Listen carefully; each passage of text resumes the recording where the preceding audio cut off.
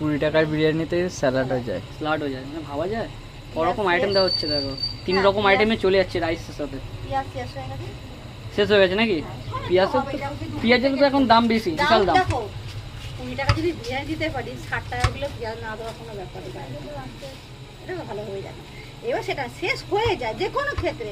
এবার বিরিয়ানির আলু কোনো সময় শেষ হয়ে যায়, কোনো সময় চিকেন শেষ হয়ে যায়, কোনো অনেকে চিকেন এক্সট্রা কিনে নিয়ে যায়, কোনো সময় আলু কেউ এক্সট্রা নিয়ে যায়, কম তো পড়ে। আচ্ছা, তাহলে সেরকম এক্সট্রা চাইলে আবার দাও তুমি? হ্যাঁ, এক্সট্রা আবার একটা বাচ্চা খাচ্ছে, যদি বলে পিসি বা কাকি যাই একটা সময় যদি বলে আমাকে একটা আলু দাও, আমি বলবো না না 20 টাকা দিয়ে খেয়ে নিয়েছিস, কে আর আলু হবে না?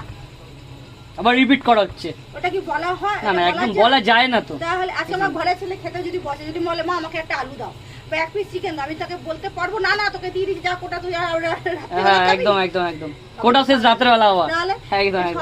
সবাই তো সন্তান না, সবাই সন্তান, একদম। এবার কেউ যদি বদমাশি করে বারবার চাইতে আসে, সেটা তো